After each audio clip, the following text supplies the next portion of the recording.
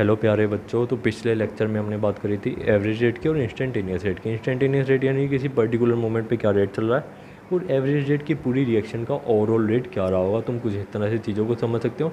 हमने ग्राफ वगैरह देख लिया था। और हाँ, अगर तुम्हें क्वेश्चन में एवरेज रेट मेंशन है तभी तुम डेल वाली चीज़ों को यूज़ करना।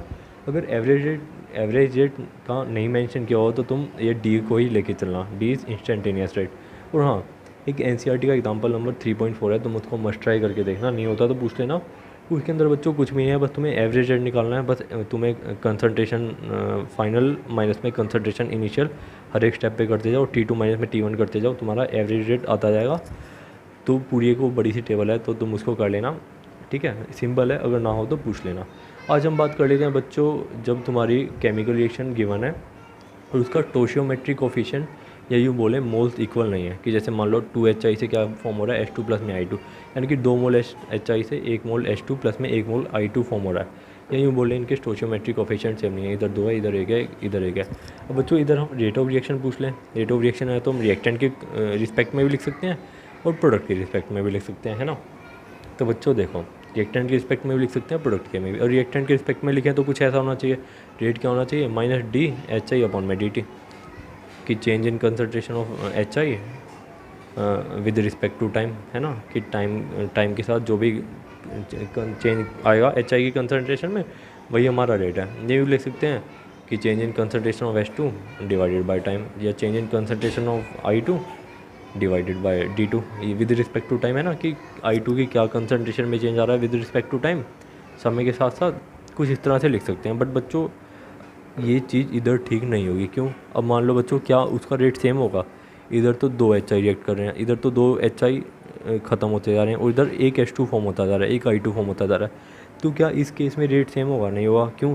देखो ना, तुम कुछ सोच के देखो, एक जगह तो 2 HI ख़त्म होते जा रहे हैं, 2 HI रिएक्टेंट में कम होते जा रहे हैं, इधर एक एक बढ़ता जा रहा है। तो क्या अगर हम रेट लेंगे तो क्या तीनों का इक्वल होगा? नहीं होगा। क्यों? क्योंकि इधर 2 HI हैं, इधर एक एक है। तो इस केस में जब हमने लिखा इनका रेट, तो रेट सेम नहीं था। तो हमने रेट को सेम करने के लिए क्या करा कि इन तीनों का रेट इक्वल हो जाए। तो हमने क्या करा, जो भी इसका स्टोशियोमेट्रिक कोफिशिएंट था उससे डिवाइड कर दिया, यानी कि उसे रेसिप्रोकल में ले गए। जैसे ही रेसिप्रोकल में ले गए तो अब तीनों का रेट सेम हो गया।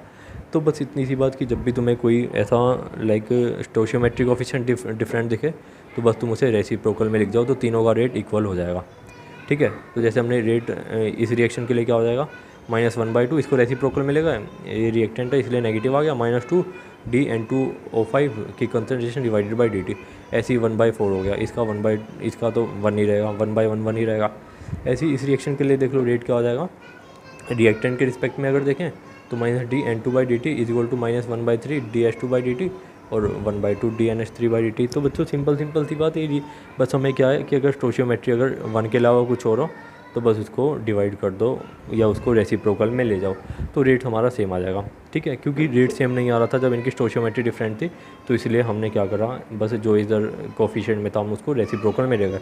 और बच्चों हाँ, ये वाली टर्म होती है जैसे DHI/dt या फिर DH2/dt या DI2/dt, मतलब ऐसी टर्म को क्या बोलते हैं, रेट ऑफ डिसअपियरेंस या रेट ऑफ अपीयरेंस। अब देखो इस केस में HI जो है, HI है समय के साथ ख़त्म होता जाएगा, रिएक्टेंट है, तो हम इसको क्या बोल सकते हैं, rate of disappearance of HI, कि HI का रेट वो किस समय के साथ किस रेट से ख़त्म होता जा रहा है, किस रेट से डिसअपियर होता जा रहा है। इसको हम बोल सकते हैं rate of appearance of H2, कि समय के साथ H2 किस रेट से बढ़ता जा रहा है, कि उस H2 के बढ़ने का रेट क्या है, और इधर I2 का जो प्रोडक्ट बढ़ता जा रहा है उसकी कंसंट्रेशन समय के साथ बढ़ती जा रही है, तो उसका रेट क्या है। तो इनको हम बच्चों, ये तो देखो, ये तो हो गया ओवरऑल रेट ऑफ रिएक्शन, और ये क्या हो गया, जो खाली ये ऐसी टर्म होती है इनको हम क्या बोल देते हैं, रेट ऑफ डिसअपियरेंस या रेट ऑफ अपीयरेंस। और रिएक्टेंट में तो रेट ऑफ डिसअपियरेंस हो जाएगा, और प्रोडक्ट में तो रेट ऑफ अपीयरेंस हो जाएगा, या रेट ऑफ फॉर्मेशन भी बोल सकते हैं। ठीक है, तो बच्चों सिंपल सी बात। और हाँ, एक बात और याद रखना, जो हम रेसिप्रोकल ऑफ कोफिशिएंट होता है वो सिर्फ will be used only in the rate. जो हम रेसिप्रोकल हम करते हैं ना कोफिशिएंट का, हम सिर्फ रेट के लिए करते हैं। ठीक है, कोफिशिएंट के लिए नहीं करते। अभी हम क्वेश्चन करेंगे अगला, तुम्हें इस चीज़ का अच्छे से समझ आएगा। अभी के लिए हम बस याद रखना कि जब भी तुम्हें रेट ऑफ रिएक्शन पूछे तभी तुम इसको रेसिप्रोकल में लेके जाना। अगर मान लो तुम्हें रेट ऑफ अपीयरेंस या डिसअपीयरेंस पूछा है तो उसके अंदर कोफिशिएंट को नीचे लेके जाने की ज़रूरत नहीं है। अभी नेक्स्ट क्वेश्चन में तुम्हें समझ आएगा। आई होप ये चीज़ें तुम्हें समझ आई होंगी। तो बच्चों आगे बढ़ते हैं क्वेश्चन के साथ। बस इस बात को याद रखना, reciprocal of coefficient will be used only in the rate, not for calculating rate of appearance and disappearance. ठीक है बच्चों, आगे बढ़ते हैं। तो बच्चों देखो, ये थोड़ा सा बड़ा क्वेश्चन है, इसको पहले पढ़ लेते हैं क्या बोल रहा है। एनसीईआरटी का ही क्वेश्चन है तुम्हारा। देखो क्या बोल रहा है, express rate of following reaction in terms of different reactant and product. कह रहा है इस रिएक्शन का रेट को रिप्रेजेंट करो रिएक्टेंट और प्रोडक्ट की रिस्पेक्ट में, है ना, उनके रिएक्टेंट और प्रोडक्ट की टर्म में। तो बस इनका पहले रेट रिप्रेजेंट कर लेते हैं। देखो सिंपली रेट क्या हो जाएगा इसका, -1/4 डी कंसनट्रेशन NH3/dt। इसके अंदर कोई रेट का मेंशन नहीं करा ना, इंस्टेंटेनियस या एवरेज, तो हम डी वाला ही लेके चलेंगे इंस्टेंटेनियस। ठीक है, तो ये क्या हो गया रेट -1/DO2/dt, और ये क्या हो गया +1/4 DNO/dt, और ये क्या हो गया +1/6 DS2/dt। माइनस माइनस क्यों लगाया, क्योंकि रिएक्टेंट के लिए हम माइनस लेके चलते हैं और प्रोडक्ट के लिए प्लस। ठीक है, सिंपल सी बात। अब बच्चों देखो हमने इसको एक्सप्रेस कर दिया रेट में। ठीक है, ये बोल रहा था कि रेट को रिप्रेजेंट करो रिएक्टेंट और प्रोडक्ट की रिस्पेक्ट में, तो हमने कर दिया। अब देखो भी क्या बोल रहा है, if the rate of appearance या फिर formation of Na is 3.6 into में 10⁻³ mole litre inverse second inverse. क्या बोल रहा है कि रेट ऑफ अपीयरेंस या rate of formation of NO हमें गिवन है, जिसकी वैल्यू है रेट ऑफ अपीयरेंस मतलब NO, यानी कि ये वाली टर्म DNO/dt। हमें ये वाली टर्म हमें गिवन है, हमें ये वाली गिवन है 3.6 इंटू में 10⁻³ mole litre inverse second inverse. ये वाली हमें टर्म गिवन है rate of appearance of NO, यानी कि ये होगा ना rate of appearance of NO, है ना। तो इसका हमें रेट गिवन है rate of appearance of NO। अब देखो, अब हमसे क्या बोल रहा है, rate of disappearance of NH3 निकालो, rate of formation of H2O निकालो। यानी कि हमें क्या क्या निकालना है, rate of disappearance of NH3, यानी कि हमें एक तो ये वाली टर्म निकालनी है, और साथ में हमें कौन सी टर्म निकालनी है, rate of formation of H2O, ये वाली टर्म। इसका कोफिशिएंट नहीं निकालना, देखो कोफिशिएंट को मत लेना, हमें ये दोनों टर्म निकालनी है। ठीक है, अब बच्चों उसके लिए हम क्या कर लेते हैं, सबसे पहले हम रेट ऑफ रिएक्शन निकाल लेते हैं। देखो रेट ऑफ रिएक्शन को किस तरीके से निकाल सकते हैं। देखो रेट ऑफ रिएक्शन किसके इक्वल है, हमारा इसके भी इक्वल है, इसके भी इक्वल है, इसके भी इक्वल है, इसके भी इक्वल है। अब हमें ये वाली टर्म गिवन है, तो क्यों ना रेट ऑफ रिएक्शन को इस वाली टर्म का यूज़ करके निकाल लें। तो रेट ऑफ रिएक्शन बच्चों इधर से क्या आ गया, रेट ऑफ रिएक्शन किसके इक्वल हो गया, 1/4 डी कंसनट्रेशन ऑफ NO/dt। अब हमें देखो कंसनट्रेशन ऑफ NO/dt हमें ये वाली वैल्यू गिवन है, तो रेट इधर से हमारा क्या आ गया 1/4 इंटू में ये वाली वैल्यू हमने पुट कर दी। रेट इसके इक्वल है ना, तो बस 1/4 को ये वाली चीज़ हमें गिवन है, इससे मल्टीप्लाई कर दी तो हमें रेट ऑफ रिएक्शन मिल गया। ठीक है, अब हमें क्या दूसरा काम क्या करना है, अब हमें निकालना है rate of disappearance of NH3, यानी कि हमें ये वाली टर्म को निकालना है। अब देखो रेट ऑफ रिएक्शन इसके भी इक्वल है, रेट ऑफ रिएक्शन किसके इक्वल है, -1/4 DNH3/dt। हमें ये वाली निकालनी है, हमें रेट ऑफ रिएक्शन मिल गई। बस अगर हम 4 को इससे मल्टीप्लाई कर दे तो हमें रेट ऑफ रिएक्शन मिल जाएगी, रेट ऑफ डिसअपीयरेंस मिल जाएगी, बिल्कुल मिल जाएगी।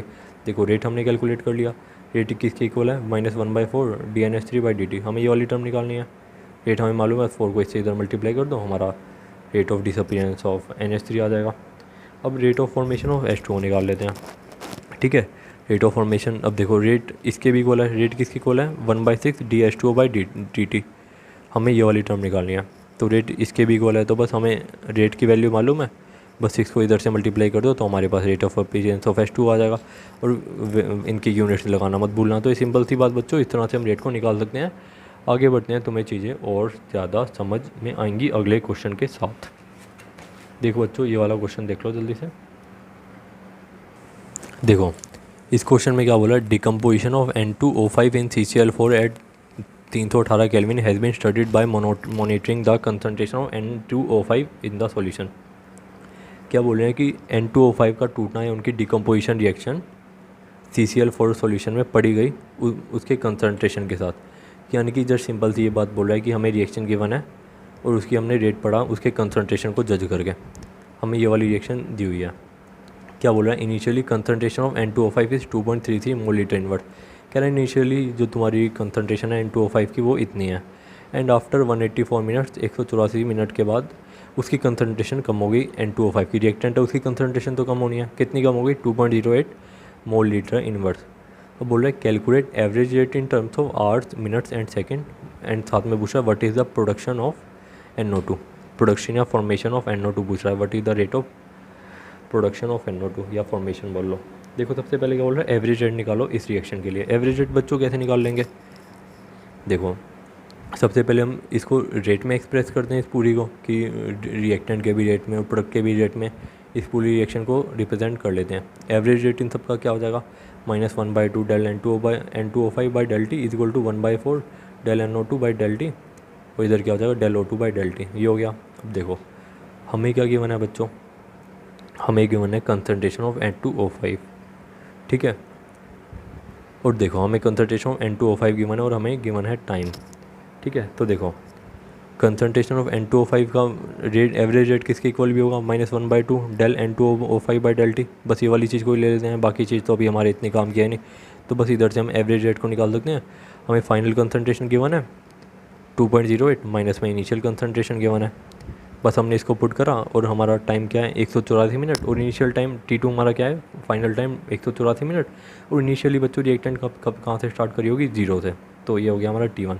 तो बस हमने पुट कर लिया, N2O5 एक रिएक्टेंट है तो हमने इसके अंदर माइनस पुट कर लिया, तो बस फॉर्मूले में पुट करा तो हमारा एवरेज रेट आ गया जो कि पॉजिटिव आया, क्योंकि रेट हमेशा पॉजिटिव होता है। आई होप तुम्हें समझ आया होगा। अब बच्चों ये तो आ गया मिनट में, क्योंकि देखो टाइम किस में गिवन है, मिनट में, तो ये हमारा रेट किस में आ गया, मिनट में।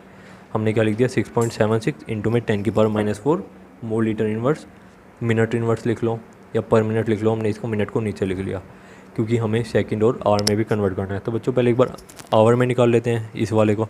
अब देखो एक घंटे के अंदर होते हैं 60 मिनट, एक मिनट के अंदर कितने घंटे होंगे बच्चों, 1/60 आवर। एक मिनट के अंदर कितने घंटे होंगे, 1/60 आवर।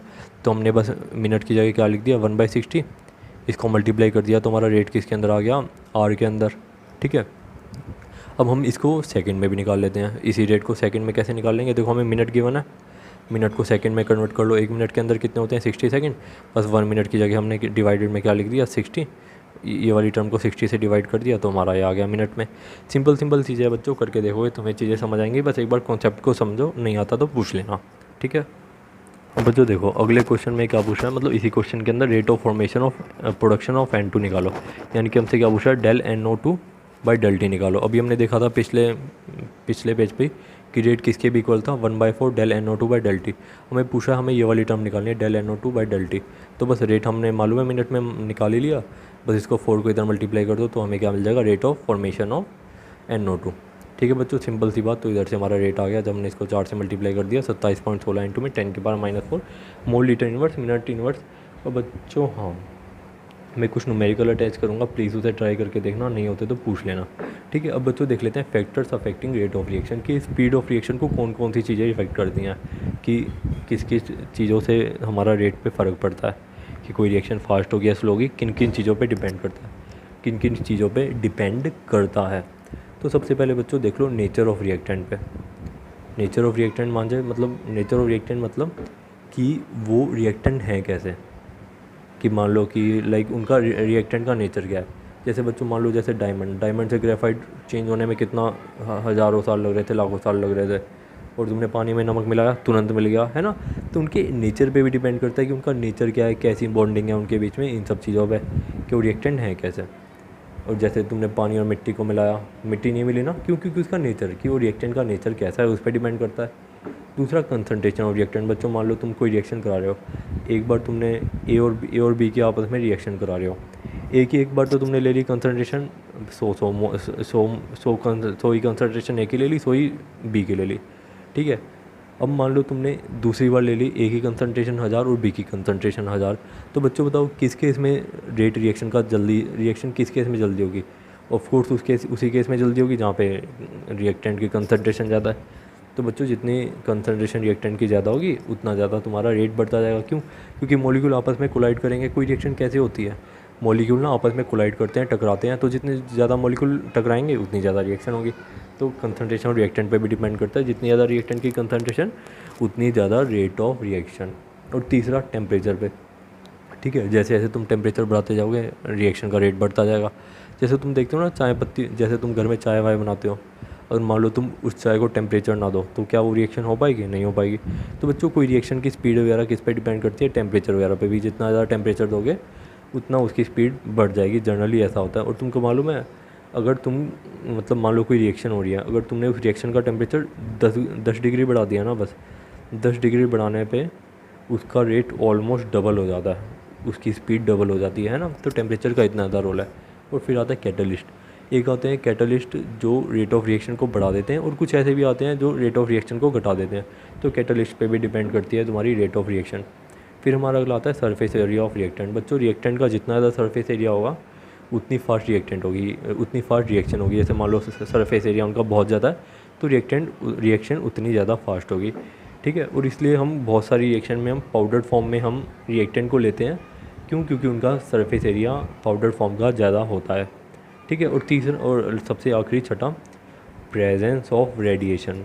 बच्चों कुछ रिएक्शन ऐसी होती हैं जो टेम्परेचर की प्रेजेंस में नहीं होती, वो सिर्फ और सिर्फ सनलाइट की प्रेजेंस में होती है। तो उन रिएक्शन के लिए रेट ऑफ रिएक्शन किस पे डिपेंड करता है? सनलाइट पे, कि जितनी ज़्यादा तुम रेडिएशन दोगे या जितनी ज़्यादा सनलाइट दोगे उतनी ही तेज़ रिएक्शन होगी। तो बच्चों ये था factors affecting rate of reaction. I hope तुम्हें समझ आया होगा।